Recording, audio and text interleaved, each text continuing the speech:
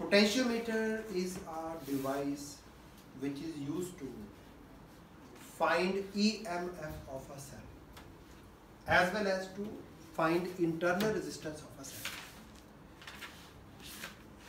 इसमें वायर होगी, metre bridge में तो 1 मीटर लंबी वायर थी, इसमें 100, 200, 300, 400 सेंटीमीटर यानी 4 मीटर लॉन्ग वायर होगा। तो 4 वायर्स का सेट होगा इसमें। उसके दोनों एंड्स ए और बी को एक बैटरी से जोड़ना है। रियोस्टेट बीच में इंसर्ट किया ताकि करंट को कम ज़्यादा किया जा सके। ऑन ऑफ की आ गई।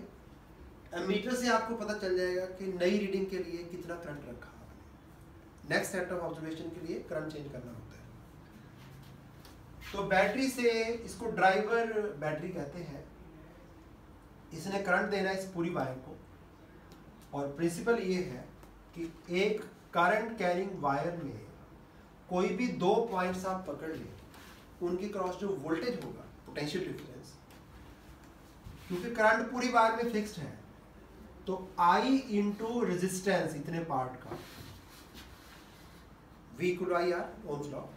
तो यहाँ पे जो वोल्ट होंगे ना, वो प्रोपोर्शनल टू रेजिस्टेंस होंगे, बट रेजिस्टेंस किसी भी वायर का उसमें लेंथ के डायरेक्टली प्रोपोर्शनल होता है। तो अगर आप ज्योति को इधर ले जाते हो, आप ज़्यादा लेंथ ले लोगे, ज़्यादा लेंथ पे ज़्यादा वोल्ट मिलेंगे। तो जो वोल्ट मीटर में जो पोटेंशियल डिफरेंस आ रहा है ए और जे पॉइंट्स का, वो पोटेंशियल डिफरेंस का कंट्रोल आपके हाथ में है। आप जे को हिलाइए, वोल्टेज चेंज हो जाएगा। सो अगर ए टू जे लेंथ है L सेंटीमीटर की, इंसर्ट की, करंट चलना शुरू हो गया, तो potential difference V between A and J होगा I इंटू आर। R होता है rho into L bye A। अगर करंट कांस्टेंट है, पूरी वायर सेम मटेरियल की है, तो रो भी कांस्टेंट। पूरी वायर का एरिया ऑफ क्रॉस सेक्शन भी सेम है, A भी कांस्टेंट। तो एक ही पैरामीटर बचा जो वेरिएबल है, तो V equal some constant into L या V प्रोपोर्शनल टू L। यही प्रिंसिपल है पोटेंशियोमीटर का। Potential difference across any length of a wire of uniform cross section and uniform composition, means resistivity हर जगह सेम होनी चाहिए, is proportional to its length when current constant is maintained through the wire. ये principle है potentiometer का। अच्छा, अगर दो चीजें बेटा डायरेक्टली प्रोपोर्शनल हो विद पावर 1 ईच, तो ग्राफ कैसा आता है? ग्राफ कैसा? स्ट्रेट लाइन आता है। तो V वर्सेस L ग्राफ ना स्ट्रेट लाइन आएगा। चलिए, क्लियर होगा प्रिंसिपल क्या है इसका। अब इसके 2 यूजेस हैं। पहला है to compare EMFs of 2 cells. दिखने में ऐसा होगा, ये साथ में स्केल लगा होगा 1 मीटर का। So first application is to compare EMFs of 2 cells. ये पिछला डायग्राम सेम अभी तक। तो जहां वोल्ट मीटर लगाया था ना हमने, यहाँ वोल्ट मीटर था ना, उसी जगह हम सेल लगेंगे 2, लेकिन एक बार में एक ही सेल सर्किट में होगा।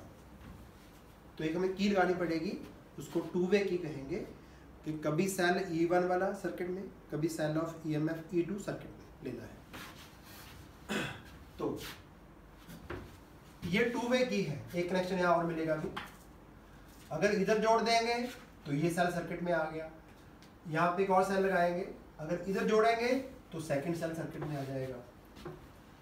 अब हमें ज्योति को मूव करना है ताकि गैल्वेनोमीटर में करंट 0 आ जाए। बट करंट 0 होगा क्यों?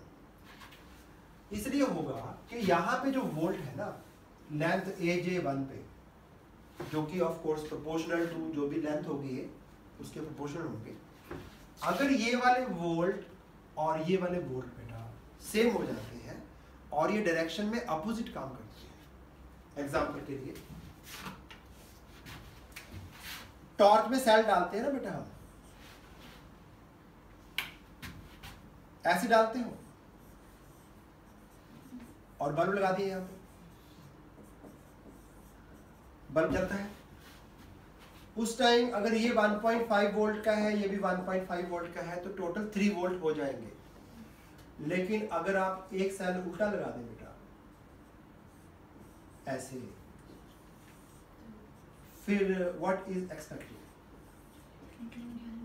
बल्ब नहीं ग्लो करेगा, क्योंकि ये सेल चाहता है, प्लस इधर है ना कि करंट ऐसे जाए, और ये सेल चाहता है करंट ऐसे जाए, और दोनों सेल सेम ईएमएफ के हैं, तो टोटल करंट जो है वो 0 मिलेगा।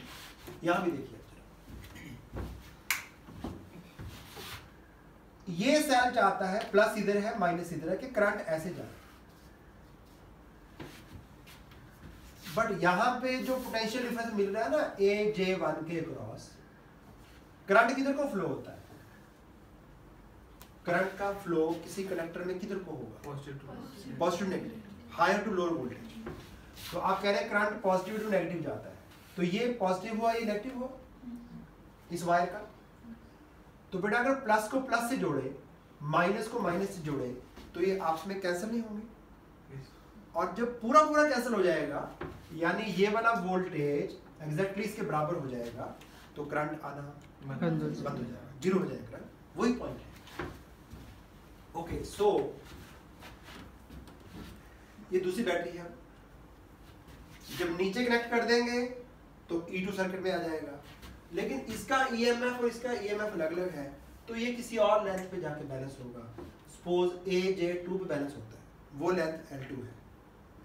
इसका मीनिंग ये हुआ कि जब हमने ये लगाया था E1, वो लेंथ L1 पे बैलेंस हुआ। जब सेल 2 लगाया तो वो सिर्फ लेंथ L2 पे बैलेंस हो गया। तो इट मींस E1 जो है उसका वोल्टेज A2J1 था ना पॉइंट, पहले यहां लगाया था आपने, इतनी लेंथ के क्रॉस जितने वोल्ट है ना, वही EMF सेल E1 का है। तो E1 equal to V cross AJ1 equal to some constant, वही पहले वाला I rho by A into L1। Same way E2 कहां बैलेंस हुआ, कितने लेंथ पे? L2। तो E2 इक्वल टू KL2, दोनों को डिवाइड कर दो, बस आंसर आ गया।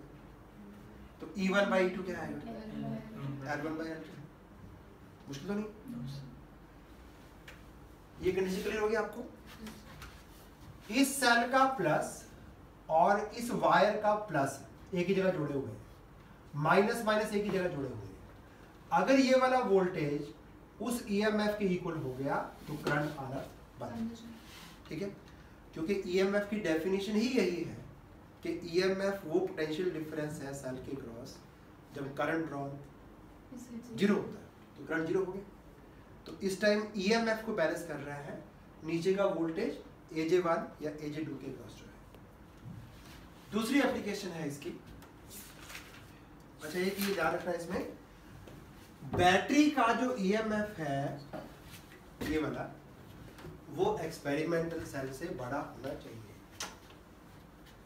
क्योंकि ये सारा वोल्टेज ना यहाँ पे डिस्ट्रीब्यूट कर दिया आपने, और उसके कुछ पार्ट से आप वो वाला सेल बैलेंस कर रहे हो। जैसे पापा की सैलरी जो है ना, उसमें से कुछ पार्ट फीस में चला जाता है, तो कौन सी चीज बड़ी होनी चाहिए दोनों में से?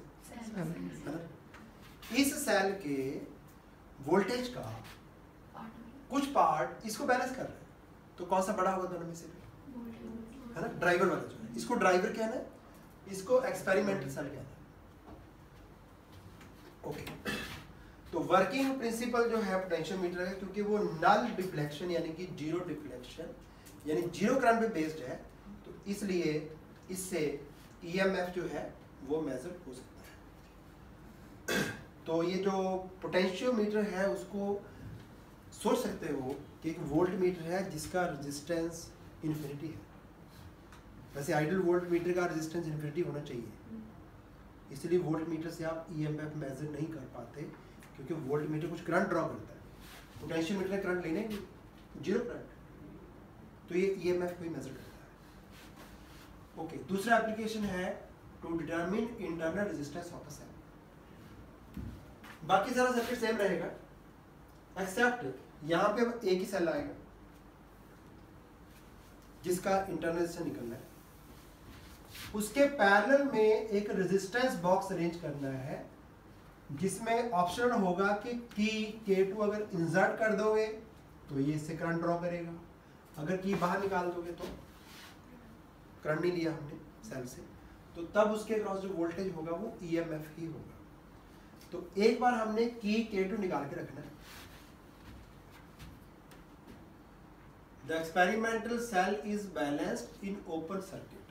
Open circuit means K2 निकाल के रखनी है, सेल से करंट ड्रॉ नहीं करना। तो इस बार तो वही पुरानी इक्वेशन आएगी, E इक्वल्स K L1। देखो ठीक है बेटा से। फिर हमने की लगा देनी है K2 और रेजिस्टेंस बॉक्स में से कुछ कीज निकाल देनी है। से 5 ओम निकाल दिया आपने, तो 5 ohm resistance has been connected across the cell, तो वो कुछ करंट ड्रॉ करेगा।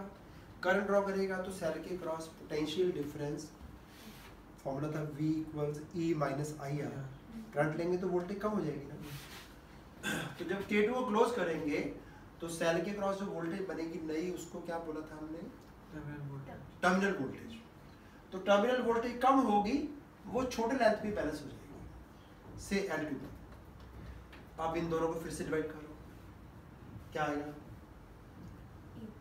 E बाय V, वो की इंसर्ट कर दी, लेंथ नई J2 तक, AJ2 वो लेंथ है L2, तो KL2, दोनों को डिवाइड किया, E by V equal L1 by L2। अब एक इंटरनल रेजिस्टेंस का फॉर्मूला था, R equals E by V minus 1 into external resistance connected across the cell. E by V की वैल्यू आप निकाल चुके हैं इन टर्म्स ऑफ लेंथ का रेशियो। एक्सटर्नल रेजिस्टेंस भी आपके कंट्रोल में है, आपने खुद कीज निकाली है, 3 ओम 2 ओम 5 ओम हो गया, ये भी आपको पता लग गया, ये भी पता लग गया, तो इंटरनल रेजिस्टेंस आ जाएगा बेटा। क्लियर हो गया?